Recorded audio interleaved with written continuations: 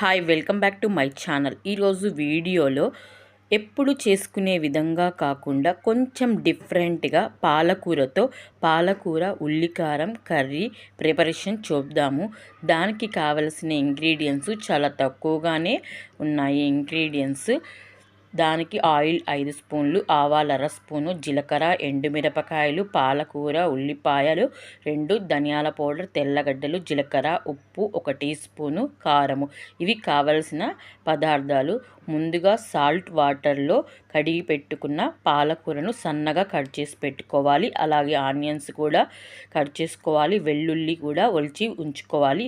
ఇప్పుడు ఒక mixie jar తీసుకొని అందులో మనం ముందుగా కట్ చేసుకున్న ఆనియన్స్, కారము, మన టేస్ట్ తగినంత కారము, ఉప్పు, 15 వెల్లుల్లి రెబ్బలు ఇవన్నీ తీసుకొని మనం మిక్సీ జార్లో కచ్చా పచ్చాగా అంటే కోర్సుగా అంటే ఇప్పుడు నేను వీడియోలో చూపించిన విధంగా ఇలా మిక్సీకి వేసుకోవాలి. ఇలా కచ్చా పచ్చాగా ఉంటే మనం తినేటప్పుడు కూడా ఆనియన్స్ పంటికి తగులుతూ చాలా టేస్టీగా ఉంటాయి.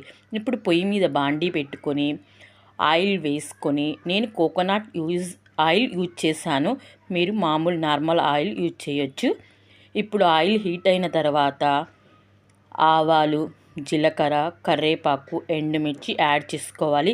కావాలంటే తాలింపు గింజలకు శనగబ్యాళ్ళు, మినపప్పు కూడా యాడ్ చేసుకోవచ్చు.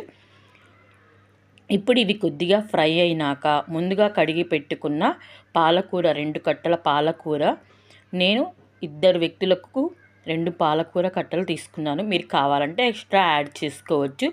ఇప్పుడు పాలకూర కొద్దిగా ఫ్రై అయిన తర్వాత మనం ముందుగా మిక్సీకి వేసుకున్న ఆనియన్ పేస్ట్ని కూడా యాడ్ చేసుకోవాలి.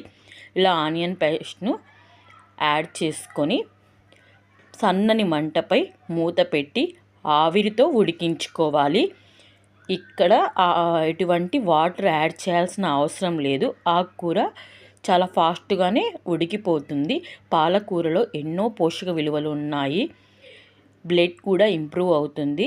ఇప్పుడు కొంచెం మగ్గిన తరువాత వేయించి పెట్టుకున్న ధనియాల పౌడర్,